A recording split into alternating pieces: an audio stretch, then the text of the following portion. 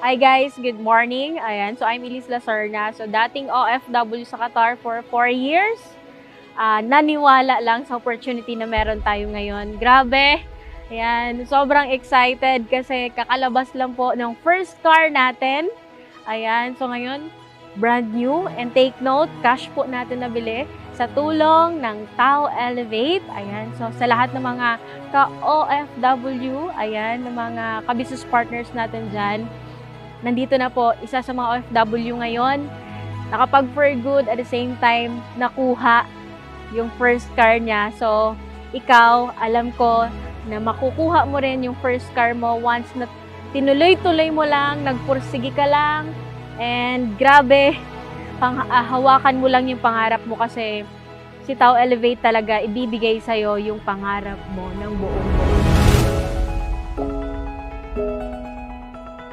Kung may pangarap ka, ipagpatuloy mo yung pangarap na nasimulan mo kasi walang nananalo sa mga taong sumusuko.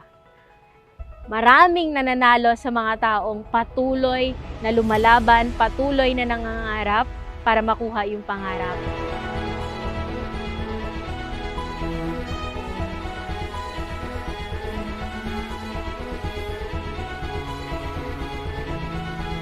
Once na-actionan mo yung pangarap mo, so sa lahat na nandyan nakikinig ngayon, OFW ka man or marketers, mapagod ka man yan, okay lang yan! Dinidiscourage ka man yan, okay lang yan!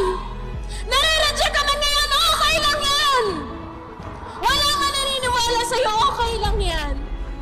Darating yung time, sila yung unang-unang papalakpak sa result mo kasi nagka-resulta ka.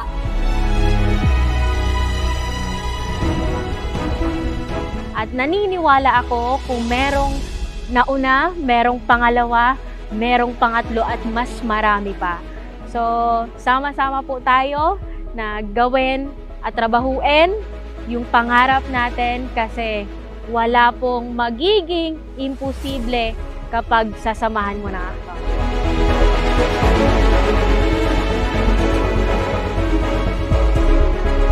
Wala po ako dito ngayon sa kinatatayuan ko at hindi ko makakamit yung blessing na to, yung first car ko, kung hindi dahil po sa mga leaders. Maraming salamat sa TFI family.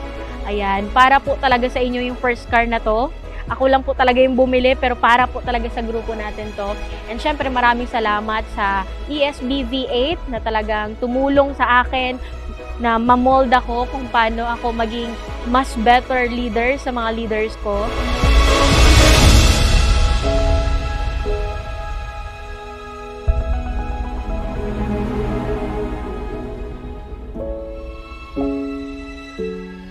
Tuloy ka lang! Tuloy ka lang! Tuloy ka lang kasi ikaw na po yung next na magkakakotse sa Tao Elevate.